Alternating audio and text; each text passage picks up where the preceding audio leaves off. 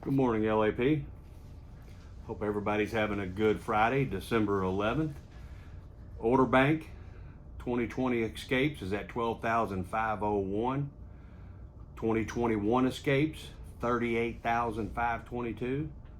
2021 Corsair 8,315 for a grand total 59,388.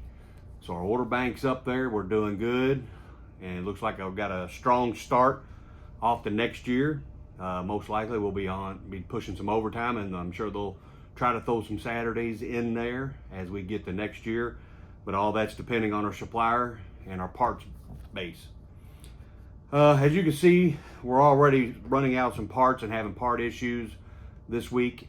We're going to try to put a work plan together this weekend, get everything caught back up. Everybody does a great job putting the parts back on the unit, just like it was built the first time, getting them out the gate. So keep up the good work. You're doing a great job. We'll get all of our units out and we'll continue building. COVID has taken its toll on some of our ports and some of our suppliers. They don't have the backup manpower that we do. The one port up in Seattle, Washington, it seems to be working about half capacity. If you watch any news whatsoever, you understand that a lot of states, a lot of hospitals, everybody is struggling right now for manpower, and things are getting full and just getting parts out to people. So we're chartering a bunch of planes from the US, Canada, Mexico, just so we can get the plants up and running and keep us going. Next week's schedule looks like we're going to be up with like a 9-5 schedule. There'll be 10 hours posted on the board.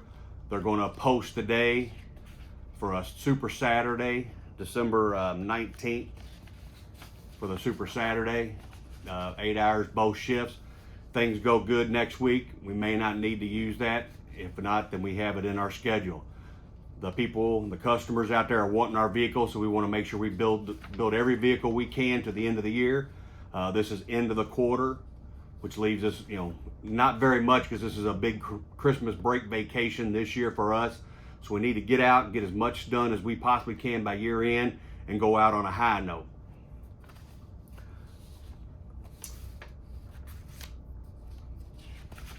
So we want to make sure, the first thing that we do is make sure everybody's being safe, working safe as we get the rework program going. Secondly, build a good quality unit. If you're not happy with it, knock it down, make sure it goes back. Make sure it gets fixed before it goes out the door. We want to build a good quality unit for all of our customers. We're looking at trying to build 1350, I think next week is the plan, which is $675 each. A lot of parts are being diverted to our plant so we can keep running and finish. COVID cases, right now looks like we're at about 41 total. We got 26 positive, 15 that are out due to contact tracing. Still, there's been none confirmed to have contact from anybody inside the plant, which is a good thing. Please keep wearing your mask, keep wearing your glasses as we go through this pandemic. It doesn't look like there'll be anything short in sight for it to stop. The vaccines, as everybody's hearing, are all around. I know Ford's donated some refrigerator trucks to try to make sure, help get it to all the first responders and all the nurses and the ones that are in critical condition. I haven't heard anything about trying to make sure Ford employees get their special vaccine, or UPS, or anybody else. Right now it's going to the medical field and the ones that are suffering the most in the states that are hurting the most. Please read your surveys when you're coming before you come into the plant. The first question, have you tested positive? Are you waiting on a test? Either one of those you have to answer yes, and do not come in the plant. We hung up some flyers for everybody to getting in the door, just as another reminder. We don't want to see anybody lose their jobs because they didn't read the questions. They just, kind of scroll through, hit no, and just keep on going. If you're waiting on a test or you tested positive, do not come in the plant. Call from home, call from your car, but do not come in the plant. Get a hold of medical. They will be glad to talk to you, get all the information you need, and give you their email so you can email them back directly with any questions or your positive confirmation, your negative confirmation, so we have that in our database. and then they will transfer that information over to labor relations, and then labor relations, if tracing is needed, will give you a call and go through the tracing.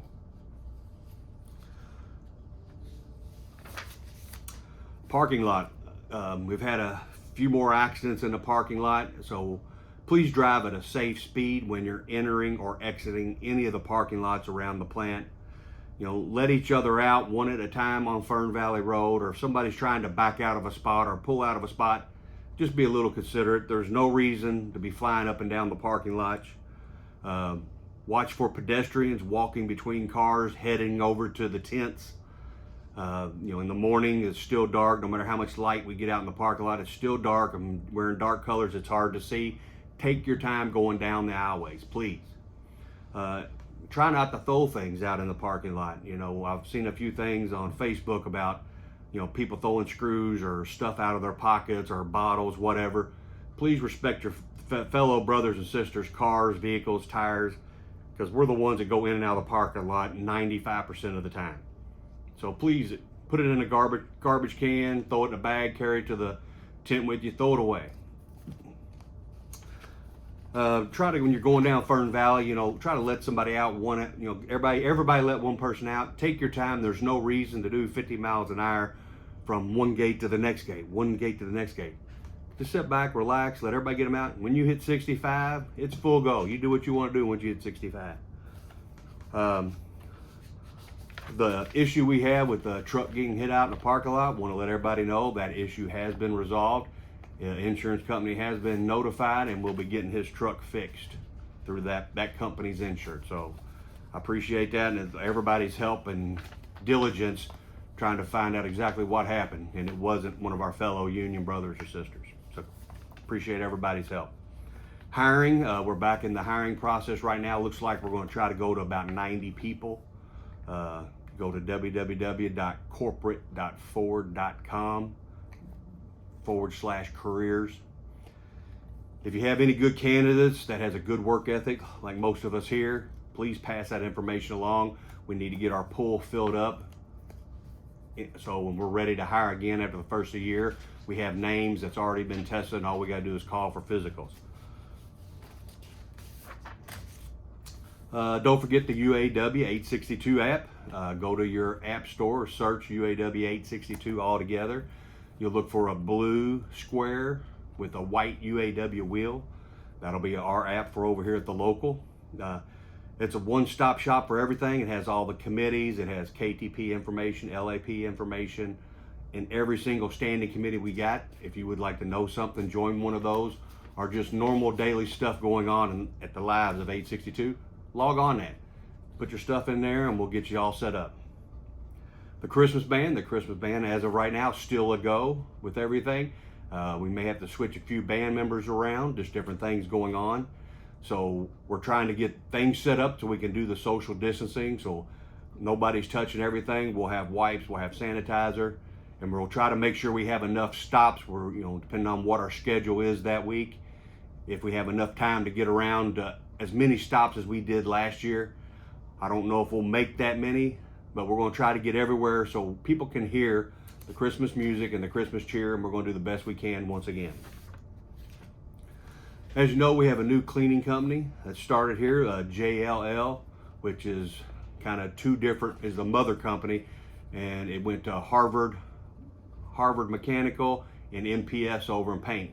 So the mother company has two separate companies inside one, and we're still working on trying to get several different areas cleaned that was not on their scope that they were given.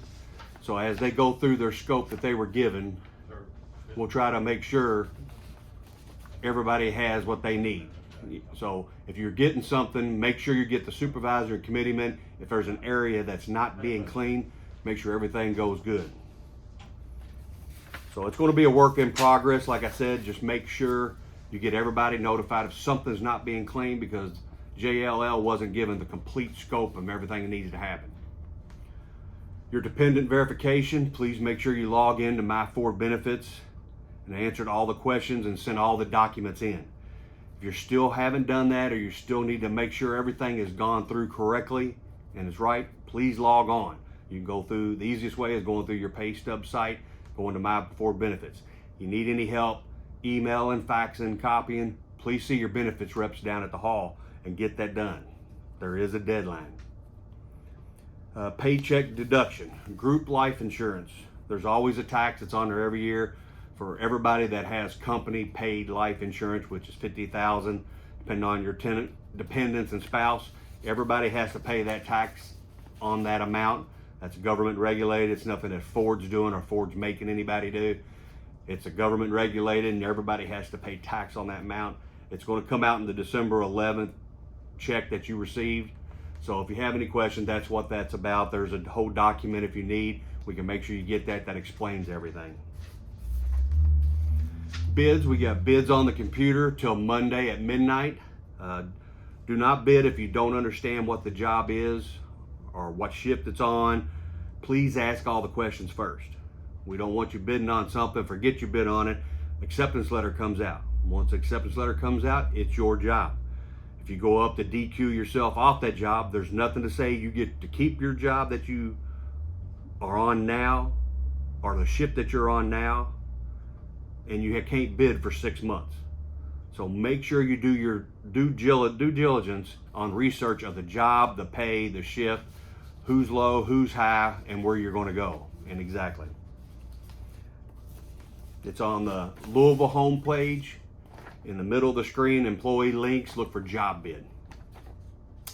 To wrap up our Friday, we got to do the Adopt a Child last Friday, and this past Monday, everything went great.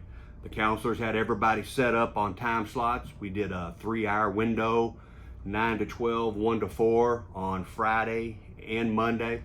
It went great for the first time having to do COVID, and it's a big difference not seeing all the kids and their faces ripping open presents, throwing paper everywhere, going through the bags, getting everything set out. It's a lot different, but when you're handing all the gifts, they pull up, get the kid's name, we start loading the bikes or the bags into their vehicle, and then you look up to hand a little bitty token of a bag to the parents, and you see the mother there crying in the front seat when we're loading gifts. That's why we all do this. It was there's several times it got very emotional. They're very thankful. Honestly, I think some people were actually living out of their car because we had a hard time getting the gifts in there. So the counselors did a great job getting us all the right applicants to be able to get that stuff to them. And special thanks to everyone in the plant that donated, was able to participate, was able to shop, and give us the things that we did to help the community out like we did. It was very touching, and I appreciate it from the bottom of my heart. Few people that I'd like to give special thanks to: Margie Rios, Chrissy Lyons, Greg Cotton, Pinky Campbell Smith, Linda and Austin Gambrell, Aaron Cook, the secretaries at the hall, and then we have one of our staple retirees show up, Mr. Ralph Napier. I want to thank him for printing over, and Penny, thanks for the no-bake cookies.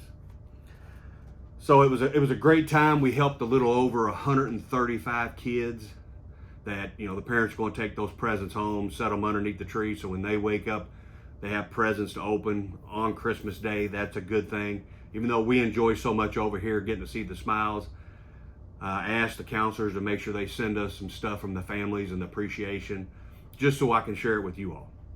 On behalf of myself and the committee, I want to wish everybody a happy Friday and have a good weekend. God bless.